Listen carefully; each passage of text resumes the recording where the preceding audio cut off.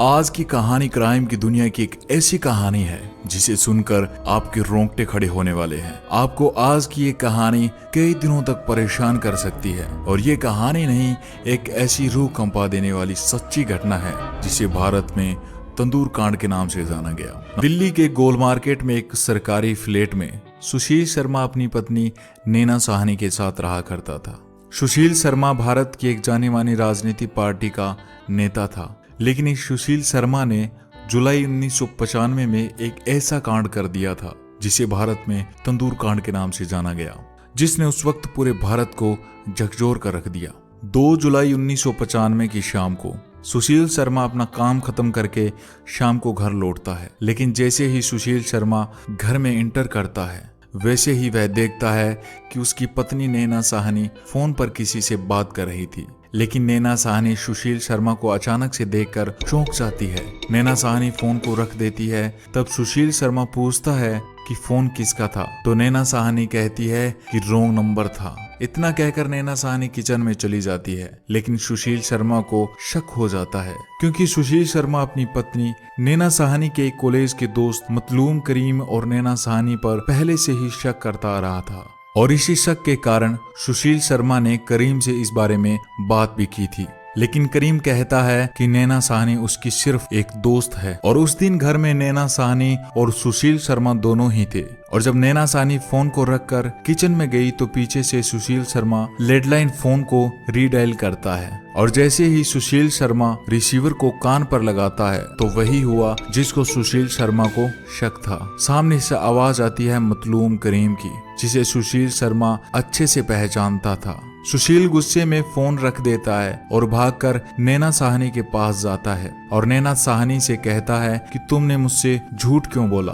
तब नैना साहनी अपनी बात रखती है, लेकिन सुशील शर्मा को ये तर्क सुनकर और गुस्सा आ जाता है और इसी कुछ सेकंड के गुस्से ने सब कुछ खत्म कर दिया। नैना साहनी किचन के बाहर गेट के पास खड़ी थी और सुशील शर्मा उसके सामने। तभी सुशील शर्मा अपना लाइसेंसी पिस्टल निकालता है और नैना साहनी की तरफ 3 फायर करता है। पहली गोली छत पर जाके लगी सीधे एसी को, दूसरी गोली नैना की गर्दन पर और तीसरी गोली लगी सीधे नैना साहनी के सिर पर। और गोली लगते ही मौके पर ही नैना साहनी की वहीं पर मौत हो जाती है। नैना साहनी की मौत होने पर सुशील शर्मा को एहसास होता है कि ये उसके हाथों से क्या हो गया। सुशील शर्मा जोर जोर से चिल्लाने लगता है, रोने लगता है, क्योंकि जो कुछ भी हुआ गुस्से में हुआ, अचानक से हुआ, इसका पहले से कोई प्लान नहीं था। अब सुशील शर्मा उस लाश के पास बैठा हुआ फंसा हुआ महसूस करने लगा। उसे लगा कि अब वो भी नहीं बच पाएगा। तो सुशील शर्मा खड़ा होता है और अंदर जाता है और अंदर से एक बड़ा पॉलीथीन का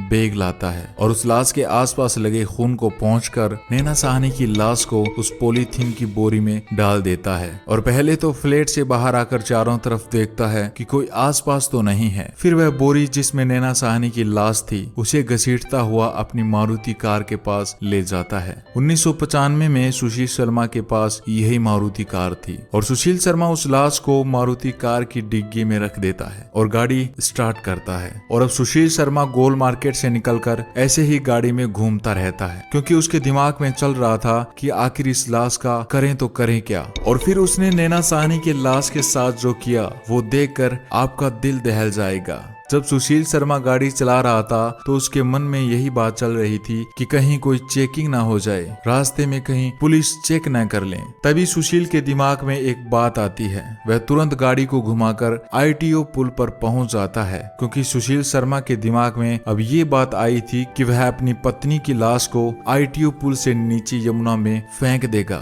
सुशील शर्मा अपनी गाड़ी इसी आईटीओ पुल के ऊपर साइड में खड़ी करता है, लेकिन सुशील शर्मा देखता है कि इतनी रात के वक्त भी बहुत ज्यादा ट्रैफिक है। वह डर रहा था कि कहीं कोई उसे देख न ले, क्योंकि वह एक बड़ी राजनीतिक पार्टी का नेता भी था, जिस कारण लोग उसे जानते भी थे। वह पकड़े जाने के डर के मारे अपना इरादा बदल देता है। सुशील वहीं से गाड़ी घुमा लेता है और वापस कन्नौट पैलेस पहुंच जाता है और सीधा अपने बगिया रेस्टोरेंट में पहुंच जाता है। और यही वो बगिया रेस्टोरेंट था जिसमें इस तंदूर कांड को अंजाम दिया गया था। सुशील शर्मा इस बगिया रेस्टोरेंट जो आज संग्रीला होटल है, इसमें अपनी गाड़ी पार्क करता है और भागकर सीधे रेस्टोरेंट के अंदर चला जाता है। लेकिन वह जैसे ही अंदर पहुंचता है तो वह देखता है कि अंदर बहुत सारे लोग खाना खा रहे थे। उस वक्त रात के लगभग 10 बज रहे। उस रेस्टोरेंट का हेड केशव था जो सुशील शर्मा का बहुत खास था। सुशील तुरंत केशव के पास पहुंचता है और केशव से रेस्टोरेंट को तुरंत बंद करने को कहता है और कहता है कि किसी को भी खाना मत दो, कह दो कि खाना खत्म हो गया है। ये सुनते ही केशव चौंक जाता है और कहता है कि अभी खाना पड़ा है और अभी तो लोग आ भी रहे हैं। लेकिन फिर वापिस जब सुशील तेज आवाज में कहता है कि नहीं, सभी को यहाँ से निकालो, तब केशव समझ जाता है कि कुछ न कुछ बात तो जरूर है। फिर केशव नए ग्राहकों को अंदर नहीं आने देता और जल्दी से उन लोगों को भी बाहर निकाल देता है जो खाना खा रहे थे और उस रेस्टोरेंट की सारी लाइटें बंद कर दी जाती है और इस रेस्टोरेंट में काम करने वाले कर्मचारियों को भी घर भेज दिया जाता है। अब उस ढाबे में सुशील शर्मा और केशव दोनों ही थे। तब सुशील शर्मा पहली बार केशव को सारी सच्चाई बताता है। वह कहता है कि उसकी अपनी पत्नी का कत्ल उसके हाथों से हो गया है और इस लाश को ठिकाने लगाना है। और इतना कहकर सुशील शर्मा कहता है कि लाश किसी को न मिले, इसके लिए हम सिर्फ इस लाश को तंदूर में डालकर ही खत्म कर सकते हैं। यह सुनते ही केशव घबरा जाता है, लेकिन केशव सुशील का पुराना दोस्त होने के नाते सुशील की मदद करने की सोचता है। अब केशव और सुशील रात के अंधेरे में बाहर खड़ी कार से नैना साहनी की लाश को निकालकर उस रेस्टोरेंट में ले आते हैं। दोस्तों, उस रेस्टोरेंट में एक कोने में एक बहुत बड़ा तंदूर लगा था और इसी तंदूर में उसी दिन रोटी बनाकर लोगों को भी खिलाई गई थी, जिस कारण उस तंदूर में अभी भी कुछ आग थी। तो केशव और सुशील शर्मा दोनों नैना साहनी की लाश को पकड़कर उस तंदूर में डाल देते हैं, लेकिन तंदूर में इतनी आग नहीं थी कि उससे एक डेड बॉडी को जलाया जा सके। अब आग को तेज करने के लिए ये दोनों इस तंदूर में पोस्टर, कागज की रद्दियां डाल देते हैं, लेकिन फिर भी आग तेज नहीं हो रही। तो केशव सुशील से पास में पड़ा बटर मांगता है और सुशील बर्तन में पड़े इस बटर को तंदूर में फेंक देता है और जैसे ही तंदूर में बटर को फेंका गया तो आग अचानक से बढ़ जाती है और नैना साहनी की बॉडी जलने लगती है। सुशील शर्मा इस लाश को जल्दी से जलाना चाहता था, तो उसने पास में बर्तन में पड़ा और बटर इसमें डाल दिया, जिस कारण तंदूर में आग इतनी ज्यादा लग गई कि रेस्टोरेंट की दीवार के बाहर उस आग की लपटों को साफ देखा जा सकता था। उस रेस्टोरेंट के पास में अनारो नाम की एक महिला सब्जी की दुकान लगाती थी।